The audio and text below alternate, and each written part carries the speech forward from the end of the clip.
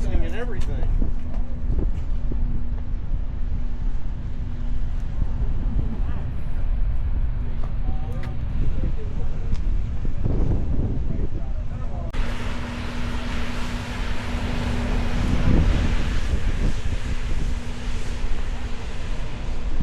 Is we do dealer events here. So about a month and a half ago, we had what was called the apparel and licensing event. So your dealers would come here and they get to see clothing and things that are going to be coming out in the future, so they know, hey, I want to put orders in on that because we want to carry it at the dealership.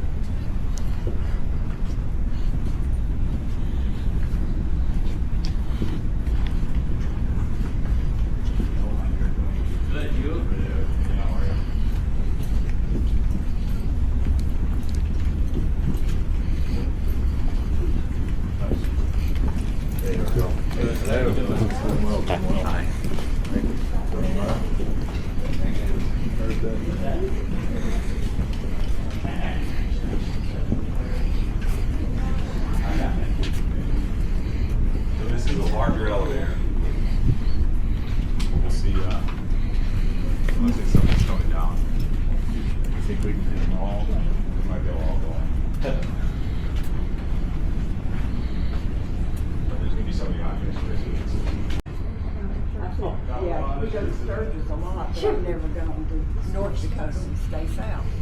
smell old. Roll into the elevator and go down to the first floor. If it was a local delivery, it's going to go out, get on a truck. If it's a has a distance to go, it's going to go the other direction, get on, loaded onto a pallet, get flipped vertically, get on a train, and go wherever it needs to go. What do you mean by that was he made him die? No, not made him die. That was the last photo before he died.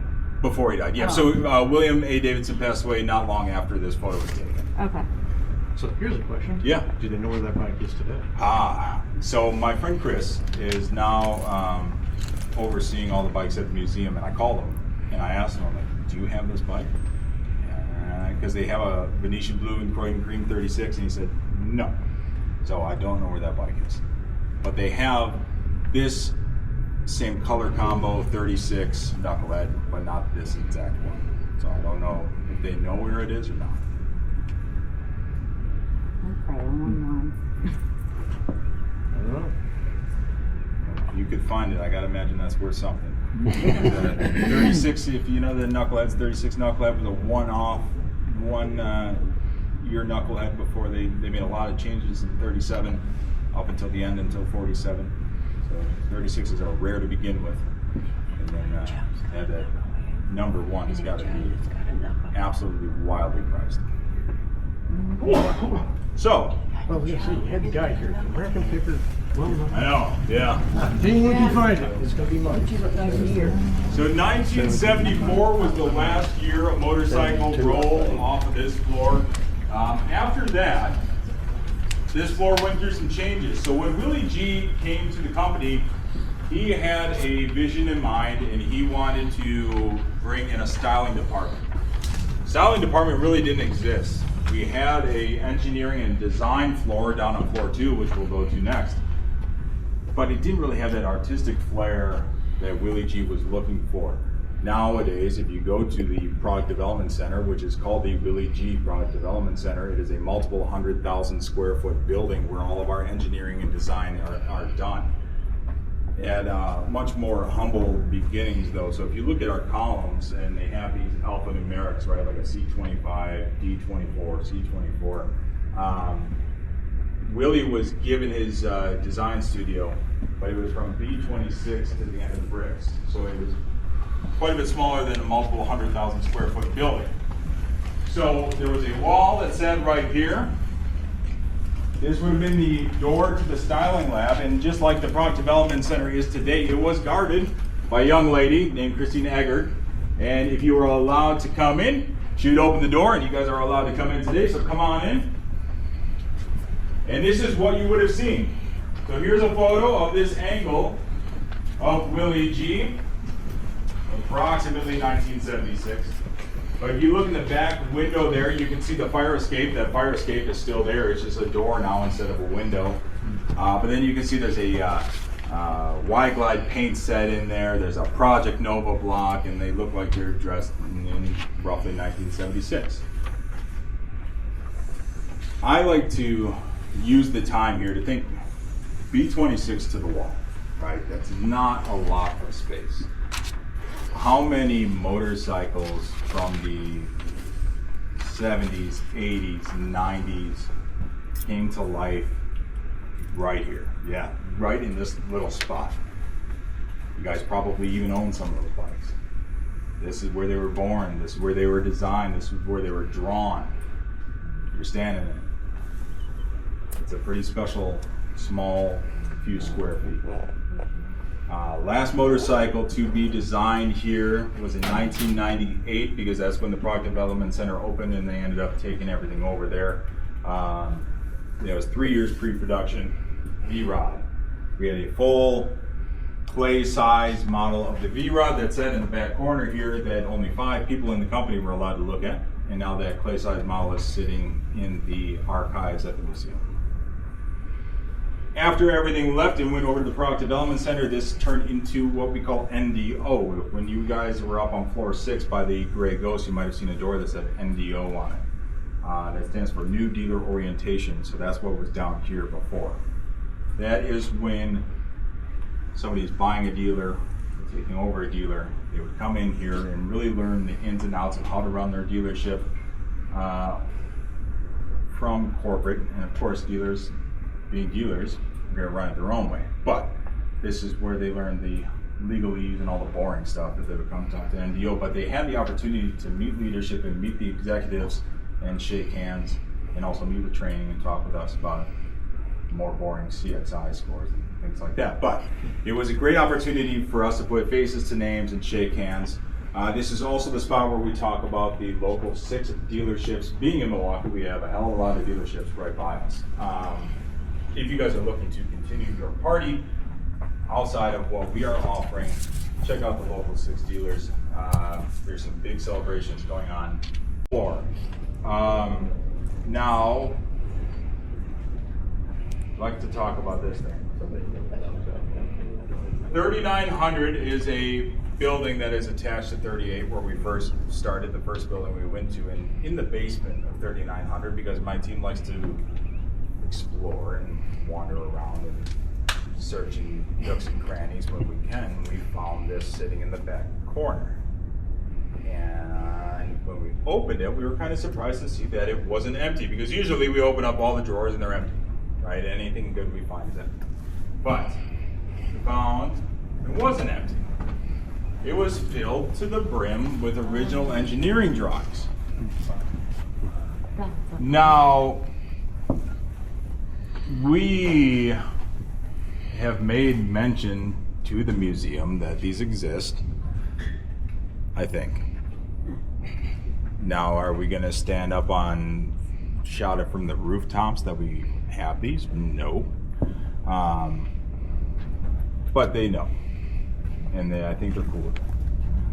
But what we did last week, after the photo thing that you guys saw on Wednesday, we said, hey, it'd be kind of cool to do something else on floor number 2. And so we sat down at a table and we went through every one of these drawings. And we ended up taking the ones that we biasly thought, oh, those are kind of cool looking design drawings, but then also the ones that we know definitively were drawn in this exact spot that we're sitting in right now. And we created a makeshift engineering desk. So if you guys want, we can walk down this way and check this out. And so there is some drawings on the back. And while you guys are checking out the desk, I'll talk about the location, because this also happens to be the location of Willie G's first desk here. So when Willie G graduated high school, he knew that he wanted to go to design school. The best design school at the time was a school in Los Angeles. So Willie moved over to Los Angeles and went to school. And when he was completing design school, you would think, all right, he's coming home, he's coming back to Harley Davidson, his name is on the building. He didn't. He went to a school called he went to a design firm called Brooks Stevens. Brooks Stevens is a local design firm we have here. They do anything from kitchen appliances to the Oscar Mayer Wienermobile. And when he was employed at Brooks Stevens, he was contracted by Harley Davidson. One of his first projects that he did was the brand new, at the time, 1957 Harley Davidson Sportster logo, that red and gold logo that we know. He eventually came over here to work for Harley Davidson full-time in 1963, and this was the location of his first desk. And honestly, it took us a while to find it because there were walls up and the linoleum floor and everything looked a little bit different, so we had to use a little bit of detective work. And the photos back in the day, especially even the ones in the teens, 20s, 30s, were so big that when you digitize them, you can zoom in and see so much detail. And the way we found the location for a lot of these is by looking at discoloration of bricks and counting bricks. Like, all right, if I go 3 left and 4 up, I should see a darker colored brick. I should see a screw in that brick. The columns, when they made these columns, they used wood filings, they filled it full of concrete, and then when they pulled the filings off, it would leave little thumbprints. It would run into it with a cart and it would leave a dent, so we knew, okay, if we find that dent. And if you got the right angle, that building back there, that's where they used to do they built trolleys and repaired trolleys. That building's older than ours. And so if you got the right angle and you could see that building in the background, you knew roughly where you were, and then you just had to find out which floor it was on. So with Willie's here, we knew, okay, we're on this angle because we could see the linoleum floors getting smaller. We started counting bricks by looking where the phone line was. That radiator is exactly the same, we just covered it up. Nothing's changed, it's the same heating element. And then, so we did all of this work and zoomed in on the photos, and then Willie came in and said, yep, it was there. So that kind of helped it out in that. So the desk was like basically right here? Yep, exactly. This is where it's at. Now, Bill and Karen do have all of this stuff still, which is really cool, and they offered it to us. They have his glasses, they have his ashtray, they have his phone even. That's a lot of responsibility, and I don't know if we want that yet. So we're holding off on that because I don't want to be the one who lost Willie G's glasses or anything. If I lose my own personal stuff, I do it on my own anyways. So I'm okay with that. But this was the location of his first desk. Again, he officially worked here for 49 years. Unofficially, he is still attending our rallies. He is still a big brand ambassador.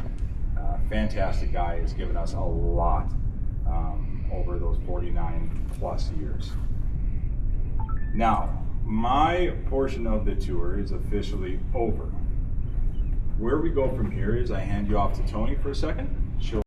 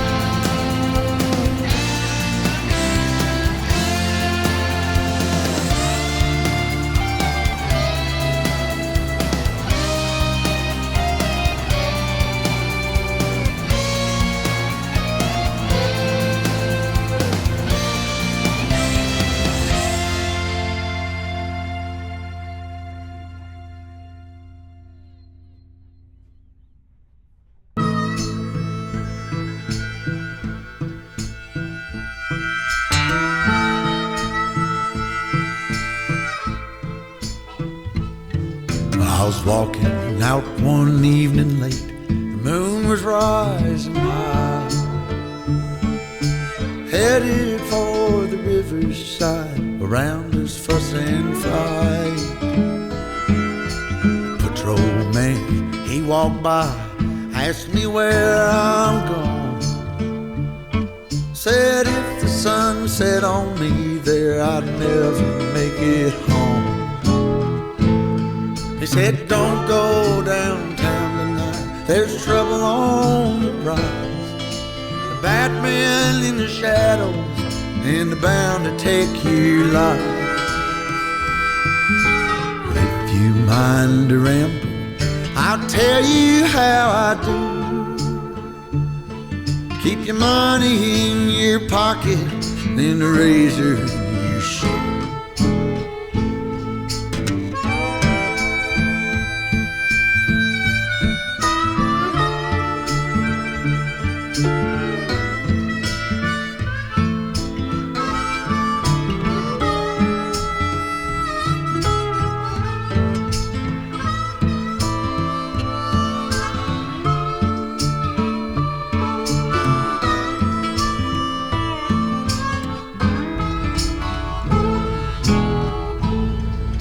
Slipping silent through the creek, the hounds to lose my scent.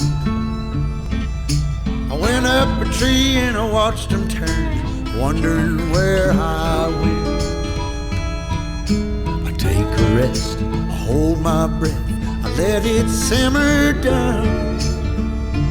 I climb too high in my wandering eye, spied the lights of town. He said, don't go downtown tonight, there's trouble on the rise.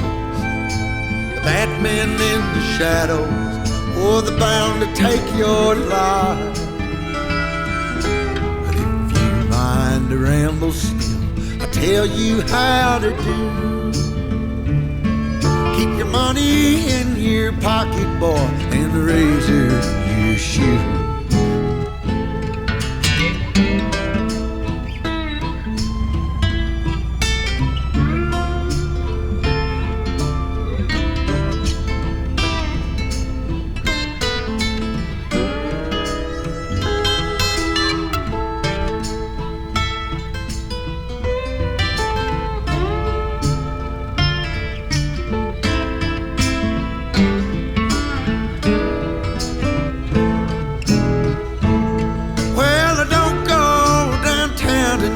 There's trouble on the rise. Bad men in the shadows is bound to take your life. But if you mind to ramble still, I'll tell you how to do. Keep your money in your pocket, boy, and a razor in your shoe. Keep your money in your pocket, son, and a razor